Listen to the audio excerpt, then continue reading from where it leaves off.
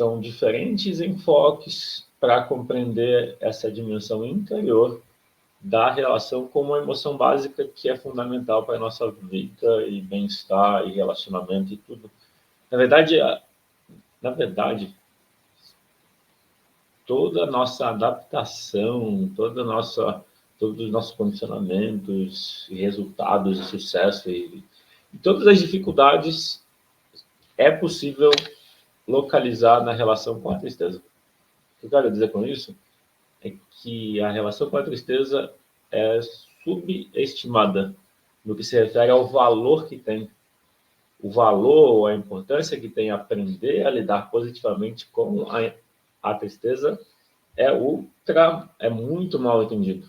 Muito mal entendido porque não é algo que se tem um olhar e um cuidado, uma atenção. Então, a ênfase, o objetivo dessas aulas é trazer essa consciência.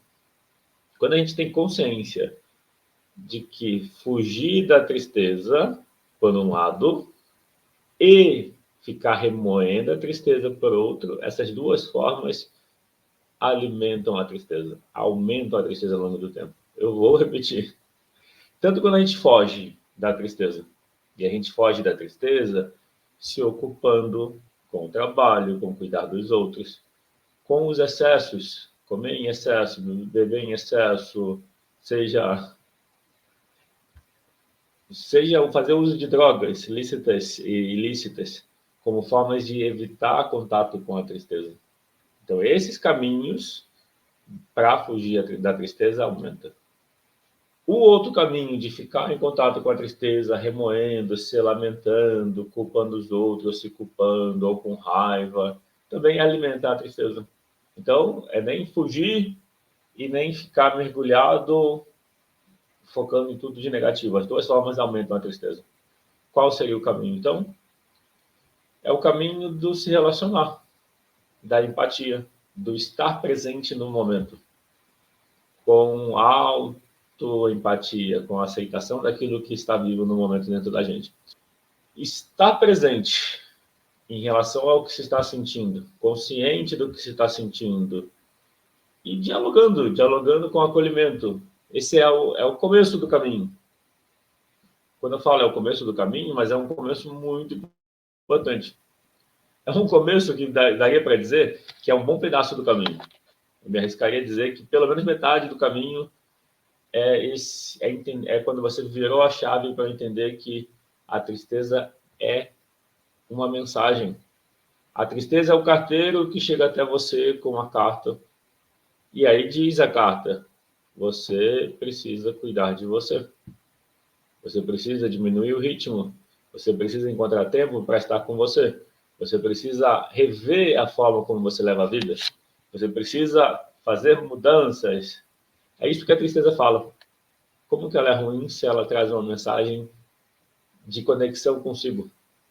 Só que a tristeza, ela não vai falar necessariamente. Isso depende de a gente desenvolver a sensibilidade, a atenção para perceber. Não é tão difícil, é que a gente não quer perceber, porque também existe um medo. Medo e se der errado, eu seguir e se der errado, eu seguir o meu coração? Porque a tristeza, ela aparece porque a gente não está seguindo o caminho que a emoção gostaria, pede. Então, quando as nossas emoções indicam um caminho, mas por medo a nossa mente quer seguir outro, eu vou corrigir o que eu falei. Tem a ver com o medo, mas não é por causa do medo. É por causa de não se aceitar o medo. É diferente. Por causa do medo, seria dizer que o medo faz a gente não seguir o coração. Não é o que acontece. O medo também aponta o caminho do coração, quando a gente aceita, entende e se relaciona bem com ele. Qual é o contexto de tudo isso? Você que acabou de chegar, qual é o contexto de tudo isso que eu estou falando? Nessa aula é sobre o caminho para cessação do sofrimento. Sofrimento é o que a gente sente em relação à tristeza. Tristeza é a emoção que surge diante de términos, frustrações, perdas, dificuldades de relacionamento, ou seja, a tristeza, ela faz parte da nossa vida. O sofrimento é a dor, é a sensação que surge na tristeza, é a forma como a tristeza chama a nossa atenção. Só que existe uma diferença sutil entre dor e sofrimento.